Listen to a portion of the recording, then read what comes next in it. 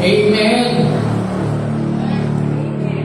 Magandang umaga po sa ating lahat, mga giligiliw, mga minamahal ng Panginoon. May pag-asa po sa Panginoon at sa mga patuloy na tumatangkilik at nanonood sa gawain na ito ng Panginoon. Magandang umaga po sa inyong lahat. Pagpalain po kayo ng salita ng Panginoon sa umagang ito. Ang ibabahagi ko po sa inyo sa umagang ito ay bigyan po natin ng pamagat na sino ang iyong ama? Who is your father? Sino nga ba ang ama ng ating Panginoong Jesucristo, mga ginigiliw? Alam niyo, sa takbo na ito na pag-aaralan po natin ngayon sa umagang ito, 3 taon na po na magkakasama ang ating Panginoong Jesucristo at ang kanyang 12 alagad. Pero hindi pa rin nila kilala ang kanyang ama, mga ginigiliw. Kaya yun ang sinabi ng ating Panginoong Jesucristo, magta-3 taon na tayong magkakasama hanggang ngayon, hindi nyo pa kilala ang aking ama. Alam niyo mga ginigiliw, kahit sa kapanahunan natin ngayon, maraming mataas ang pinag-aralan, mataas ang posisyon, matatalinong tao, pero hindi pa rin nila kilala ang ama ng ating Panginoong Jesucristo, mga ginigiliw. Hindi pa rin mo nila kilala hanggang ngayon.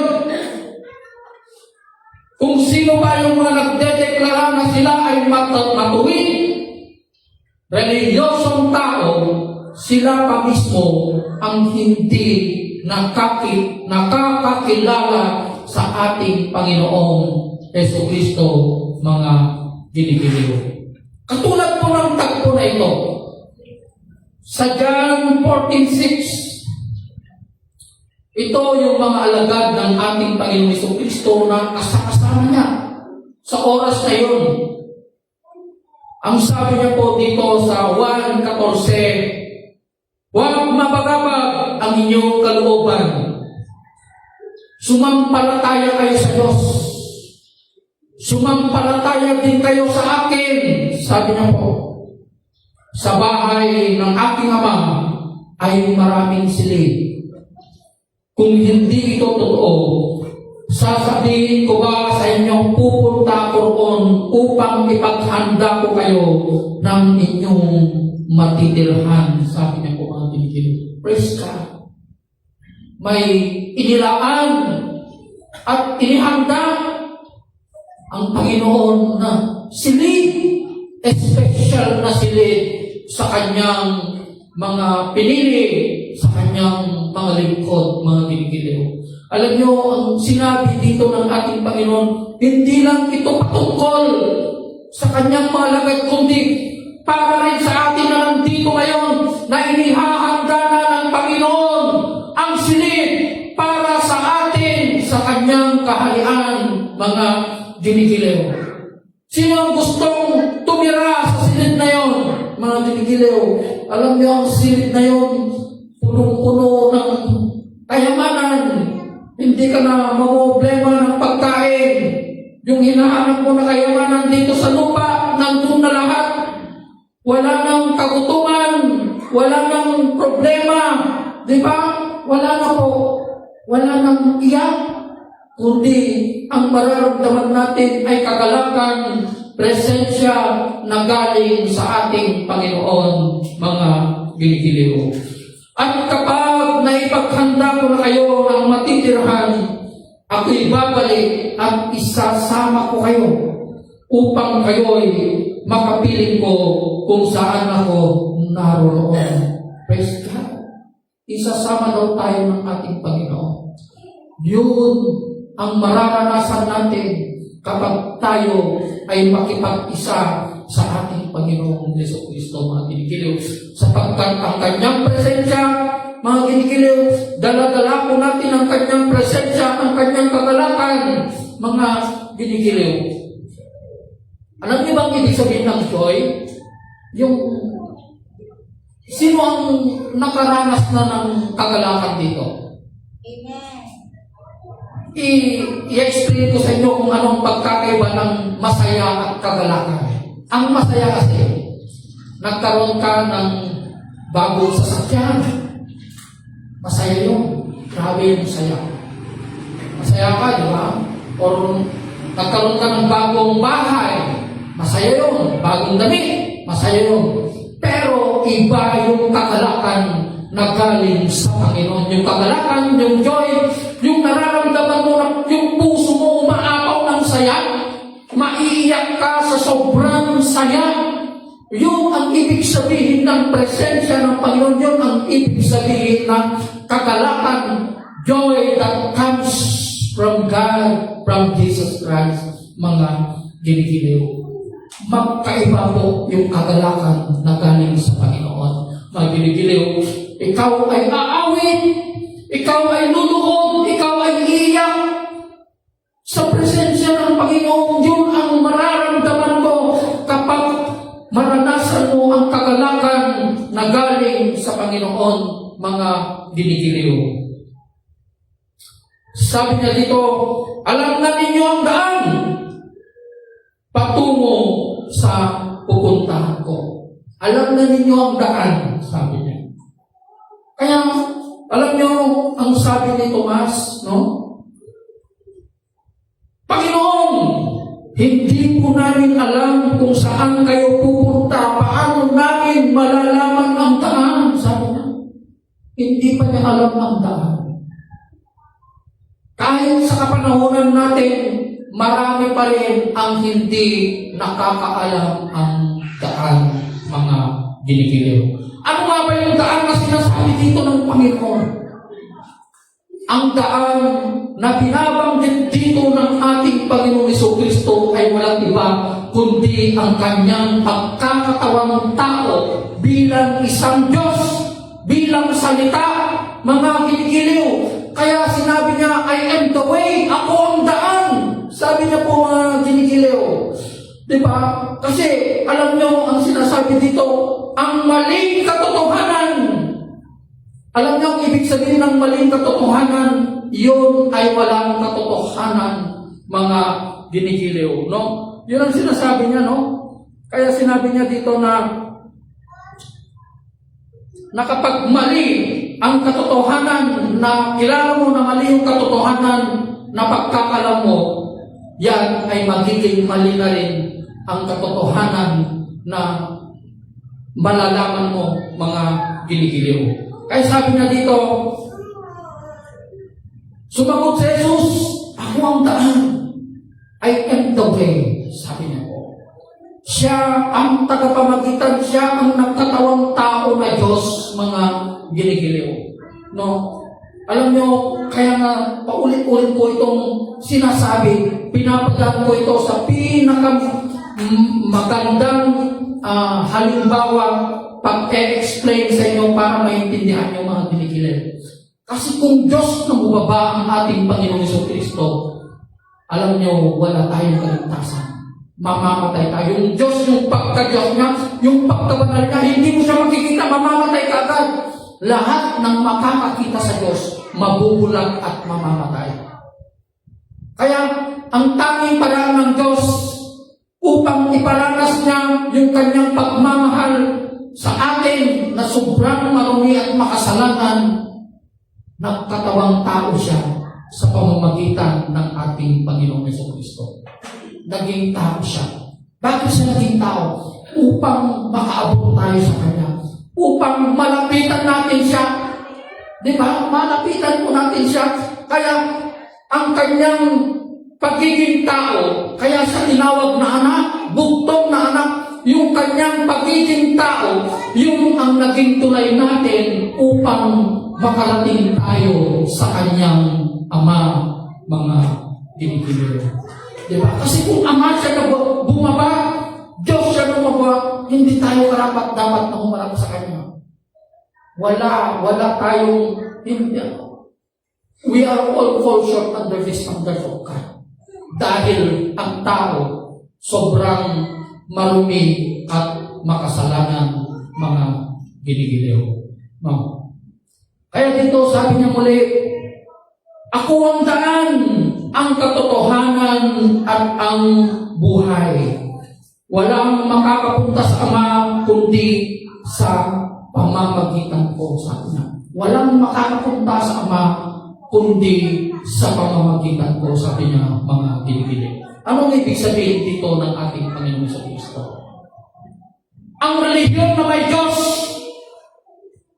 naglilipid ko rito, ang relihiyon na may Diyos, subalit tinatanggihan niya ang Panginoong Kristo, ang relihiyon na yan ay hindi totoo. Anti-Christ yan. Anti-Kristo yan. Makikilala mo lamang ang kaloob, ang grasya, awa at pagmamahal ng Diyos kung ikaw ay sasampalataya, kikilalanin mo ang ating Panginoong Kristo bilang Diyos at tagapagligtas ng iyong buhay at kikilalanin mo ang Kanyang salita, mga ginigiliw. Kaya ang Diyos na hiwalay kay Kristo ay hindi iyon ang Diyos na pinapayag ng salita ng Panginoon. Maraming naglalakad dyan sa dagan. Sinasabi nila si Yahweh ang Diyos, pero ayaw nilang kilalanin ng Panginoong Kristo. Sila ang mga taong anti-Christ, mga ginigiliw. Sila yung mga anti-Christ.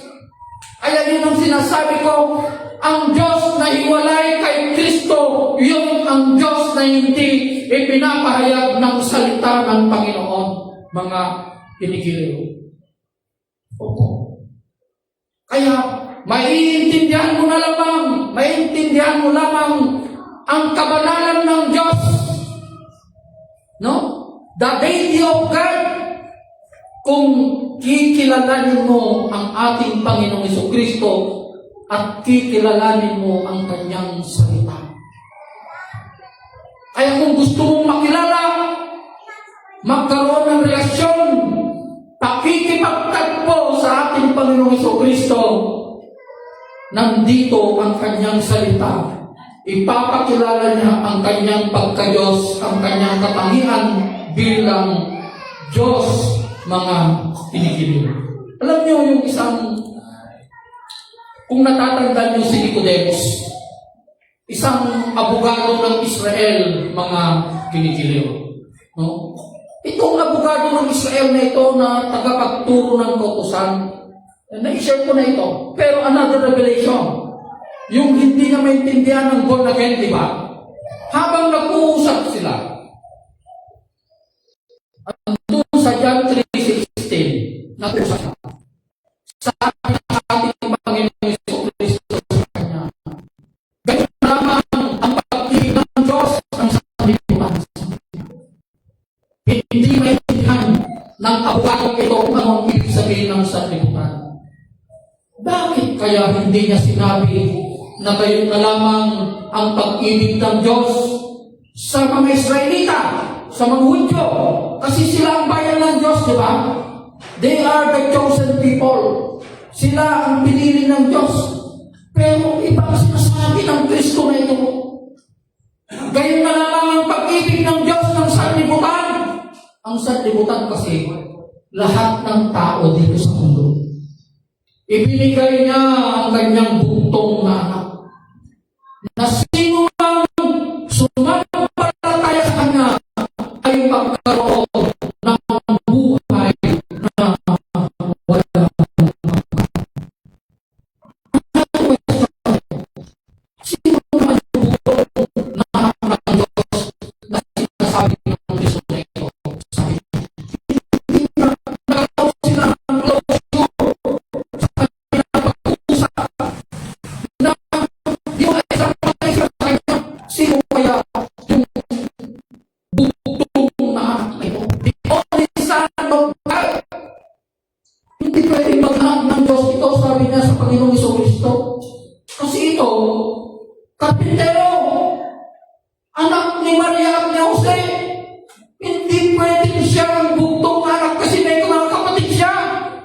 andun yung mga kapatid niya na si Maria, kasi may mga naging kapatid din si Jesus, may mga half brothers and sisters din po siya.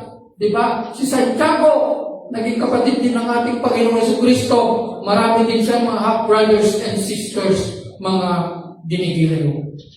Sino kaya ang bugtong na anak na ito? Hanggang ngayon, marami pa rin ang hindi nakakakilala ang bugtong na anak na ito ng Diyos, mga ginigiliw. Kaya yung sinasabi ko po sa inyo, ang Diyos na naiwalay kay Kristo, hindi iyon ang tunay na Diyos na ipinapahayag dito sa kanyang salita. Kaya, kung ang isang tao, no, ay mali ang kanyang pagkakakilala sa ating Panginoong Jesucristo, mali ang kanyang konsepto sa ating Panginoong Jesucristo at sa kanyang Ama. Alam nyo, parang ay-ayam lang kanya na, ialong-along na lang. Parang hindi siya masaya sa pagpunta sa church, hindi siya masaya sa paglilingkod sa Panginoon. Kasi, ang pagtingin lang niya sa Diyos na ito, maaring ang Diyos na ito ay nilikha lamang ng kanyang sarili, o nilikha lamang ng tao ang Diyos na ito, nilikha lamang ng kamay ng tao ng Diyos na ito. Kaya, parang ang tingin lang niya ay genie o isang lucky charm lamang. Pero kapag nakilala mo ang Diyos na nandito sa salita, iiyak ka, luluhod ka, matatakot ka ng gumawa ng kasalanan, mga kinikilig. Yun ang nangyari sa aking buhay nung nakilala ko ang aking Panginoon. Akala ko wala ng pag-asa. Akala ko, sobra akong marumi. Sinasabi ko nun sa aking sarili, sobra akong makasalanan. Pumatay lang ang hindi ko ginawa. Pero, nung nakilala ko ang Panginoon sa pamamagitan ng ating Panginoon Jesucristo at sa kanyang salita, hindi ko na binalikan ang mga kasalanan na ginawa ko. Luluhod ka, iiyak ka. Yun ang mararanasan mo kung ikaw ay makikipagtagpo sa Panginoon. Papasok ka sa loob ng kwarto mo, luluhod ka doon, iiyak ka. Makikipag-usap ka sa Panginoon sa pamamagitan ng kanyang salita. Alam mo, pag nagde-devotion ka ng gabi, kahit hanggang alas 3 pa ng umaga, hindi ka mapapagod at hindi ka mapupuyat. Bakit? Sapagkat ang kalakasan mo ay ang ating Panginoon. Pag nagde-devotion ako, 12, 3, ano ang ginagawa ng mag-asawa? 12 o'clock, 3 o'clock, nagigising kami ng 3 o'clock, nagde-devotion kami. May time na pinag-uusapan namin ng Panginoon ng 3 o'clock in the morning, 2 o'clock, 12 o'clock. Magigising ka pa rin ng umaga, maaga. Kasi ang kalakasan mo ay ang Panginoon, mga pinipilit. Ang lakas mo ay ang Panginoon. Kasi siya ang salita na binabasa mo Siya ang salita, siya ang buhay. Ay, ang dalay, sabi na niya Sinasabi na po dito. Diba? Pero, kung sinasabi mo na nagdebosyon ka, pero pag gising mo sa umaga, puyat ka, grabe yung stress mo, ibang Diyos siguro ang sinamba mo o dinebosyon mo. Hindi ako naniniwala sa Kanya. Malakas ka pa rin. Kasi ang kalakasan mo, ang ating Panginoong Jesucristo, mga pinipili. Diba? Siya po ang kalakasan natin. Kaya, kung mali yung religion na pinasukan mo, parang nilalaro mo lang. Pwede mo lang, kaya mo lang gawin yung lahat ng gusto mo. Pwede ka lang pumunta sa galyera, pwede ka lang magbabae. Kasi mali yung Diyos na kilala mo eh. Wala siya sa kabanalan eh. Kaya mong manakit ng ibang tao. Kasi iba yung Diyos na meron sa'yo eh. Hindi Diyos na nandito sa salita. Maaring ang Diyos na meron sa'yo, yung Diyos lamang na nilikha ng kaisipan mo o Diyos na nilikha lamang ng tao. Pero, katulad nito, mga kinikiliw, kapag nakilala mo ang Jesus na ito sa pamamagitan ng kanyang salita, magkakaroon ng pagbabago ng iyong buhay. Katulad ni Nicodemus, kailan niya nakilala ng ating Panginoong Jesucristo na siya ang bugtong na anak ng Diyos? Kailan po? Nung ipinako ang ating Panginoong Jesucristo, mga kinikiliw. Nung ibinaba na niya mismo ang kanyang bangkay, nilagyan niya ng pabango, mira, at binalutan ng puting tela, mga kinikiliw. Yung ay pagpapahayag na kilala na niya ang Mesaya, kilala na niya ang bugtong na anak ng Diyos, mga kinikiliw. Kaya doon na niya nalaman ang ibig sabihin ng born again. Na ang born again ay yung patuloy na pagsunod sa kabanalan at katuwiran ng buhay ng ating Panginoong Jesucristo. Kapag sumusunod ka sa buhay ng ating Panginoong Jesucristo, yung kanyang ilaw mapupunta sa iyo, mga kinikiliw. Magkakaroon ng liwanag sa iyong buhay. Napaka-imposible naman na sumusunod ka sa buhay ng ating Panginoong Jesucristo. Yung utak mo, kriminal pa rin. Bandido pa rin yung pag-iisip mo ay sumusunod ka sa buhay ng ating Panginoong Jesucristo. Hindi po maaari yun. Naniniwala na kapag sinundan mo ang buhay ng ating Panginoong Jesucristo, sigurado ako, your life will never be the same again. Yung buhay mo hindi na katulad ng dati. Hindi na katulad ng dati. Yung palamura ka noon, iba na yung lumalabas sa bunga mo. Praise God. Hallelujah. Alam mo yung mura ko noon, sa isang araw, pinakamababa siguro ang 400. Basta nagsalita ko, sa dulo ng pakikipag-usap ko, may mura. Kaya nga, nung pumunta yung kapatid ko dyan sa bahay na babae, may mga kapatiran tayo nandun. Mura ng mura, kaya nagtatawanan kami. Siyempre, iba ka na kasi. Iba na yung lengguwahe mo pag Kristiyano ka eh. Hindi na, iba na yung lengguwahe mo. Talagang makikita mo na talaga na napakalaki yung gas talaga. Yung way of deal people, yung pakikipag-usap mo, iba na rin. Iba yung pakikipag-usap ng isang Kristiyano. Maalumamay, may pagkagalang at saka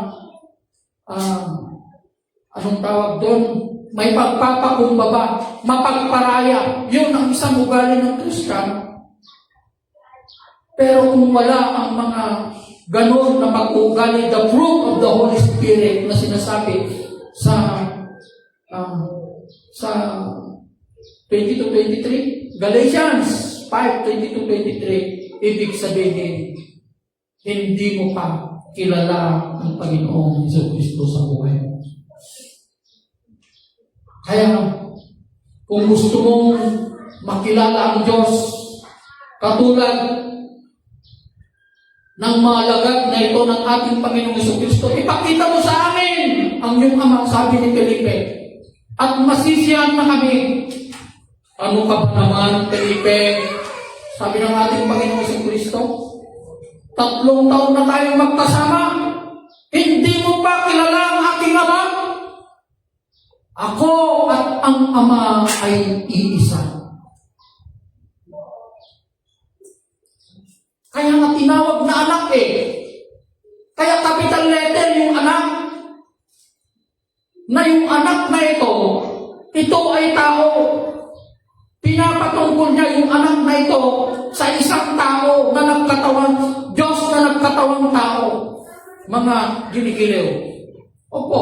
Kaya, once na sinulat mo yan, alam niyo, kahit gumagawa ko ng devotion ko, nag-drive ako ng sasakyan, pinipit ako ng Holy Spirit, nagde-devotion na kahit nag-drive ako, nagde-devotion ako. Alam niyo ang ginagawa ko? Sinesave ko yan sa cellphone ko.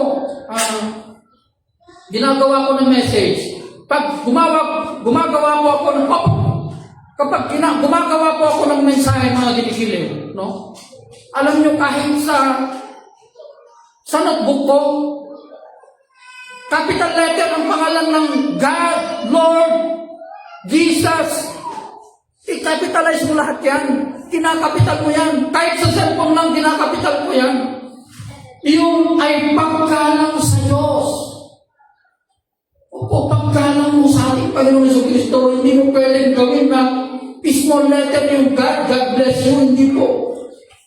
God po yan, Diyos yan. Kinakapitalize ko lahat yan, even sa sulat ko lang. Hindi ko dinadaya. Kahit pangalan ng Panginoon, kinakapital letter mo yan. Opo, yun na isang pagkilala sa kabanalan ng Diyos. Pagkilala ng kanyang pagka-Diyos. Pero kung maliit na God pa rin, ang ginagamit mo, ibig sabihin, iba ang Diyos na sinasamba mo. Hiwalay na Diyos ang sinasamba mo. Mga ginigilew. Diba? Kaya dito nila nakilala, mga ginigilew, na ang Diyos, ang ating Panginoong Jesucristo ay iisa. Mga ginigilew. Mawatan niyo, kapsa, mga nagbalik na tao na ako Jesucristo. Hindi dahil para sa Kanya yun. Nagkatawang tao dahil sa atin, dahil sa kasalanan natin. Oo, gapuin ibaso tayo kapsa. Ang tanging paraan lamang ng Diyos upang mapawi ang kanyang galing sa tao. Tapno maibsan lang para maibsan lang yung kanyang galit sa kanyang nilikha. Kailangan niyang magkatawang tao sa pamamagitan ng ating Panginoong Jesucristo upang ialay niya ang kanyang buhay para sa kapatawaran ng ating mga kasalanan. Isipin niyo yung kanyang pagkapato sa krus. Lord, imagine that. Sa bawat saplit, kada saplit dahil kinabi sa Kristo, dagijay tibayat tibasong tayo kapsat. Dagijay parang bugbog na kainata, dagijay tibasong na karamigin tayo tingnan daw. Dagijay kapsat. Yung paglatigo nila sa kanyang katawan,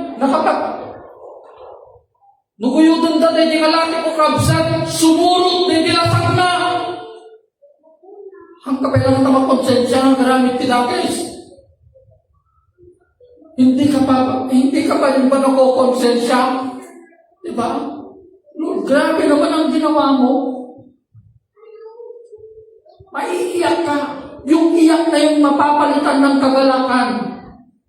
Subukan yung mag-stay na mag-isa sa kwarto nyo. Basahin yung salita ng Panginoon. Iiyak kayo.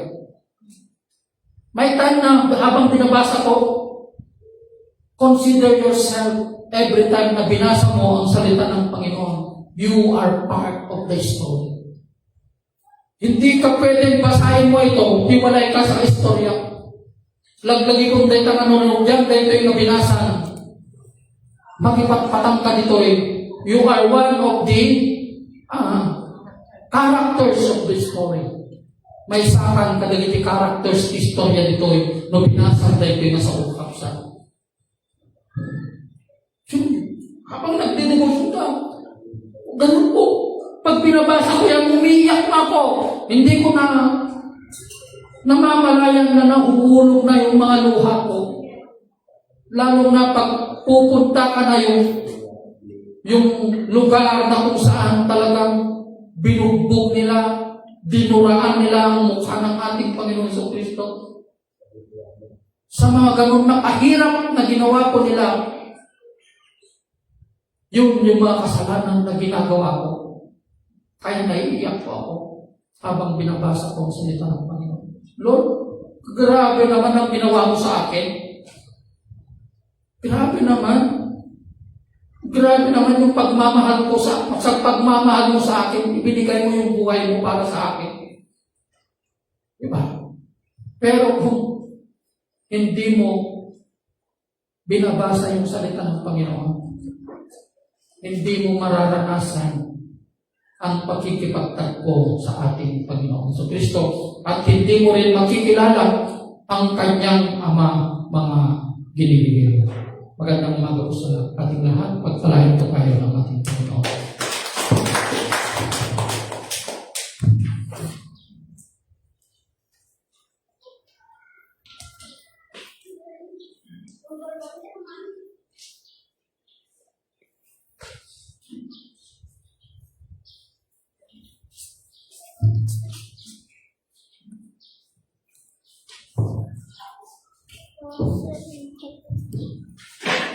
Amen.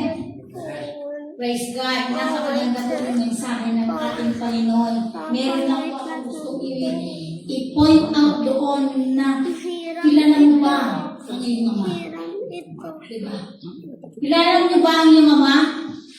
Meron kasabihan na sinasabi niya doon, tell me who your friends are and I will tell you who you are. Balik ka rin naman. Sabihin mo sa akin ang inyong ama at sasabihin ko sa iyo kung sino. At kung sinasabi natin ng Diyos ang ating ama, makikita sa atin ang attribute niya. Yung attribute ng Panginoon, ama mo ang Diyos, kilala mo ang Diyos, kung ang Diyos, pagka-Diyos ng Diyos ay nasa sa iyo. Marunong kang magpatawad na kahit hindi nakapatawad-tawad. Marunong kang magmahal kahit hindi na karapat dapat na mahalin. Marunong kang magpasensya. Hindi ka magagalitin. Ang mga yun with the fruit of the Holy Spirit was there. Is there, God? Anyway, there's one point na sinabi niya doon na paano sa puso ko. Nasabi natin, magiging special tayo. Dahil ang sinabi ng Panginoon, mauuna na ako doon. Naano ko dapat nag-share si Pastor. No, grabe naman. Diyos yun. Pero siya ang maghahanda para sa atin. Are we ready to enter into that mansion? Ready ba tayong pumasok doon sa inihanda ng Panginoon sa atin? Balik mo nga saldi doon sa John 14. Ano yung 14? Alam ba din? Sige. Yung mga Bible natin, ano natin. Sinabi niya, mauuna na ako doon upang ipaghahanda ko sa inyo. Ipaghahanda ko ang silid na titirhan niyo. Ama natin ng Diyos, di ba? Now, there is a situation. Pag may bisita ka ba, pinaghahanda mo rin ba yung tirahan ng darating ng bisita mo? Abay, ang nagkatitano, madalawin ito na sumasampitan na. Ang Panginoon ngay, maunang Diyos yun. Panginoon yun. The Almighty, the Sovereign One, yung may authority sa buhay natin. Pero sabi ng mauuna na ako dahil ihahanda ko ang tulugan mo.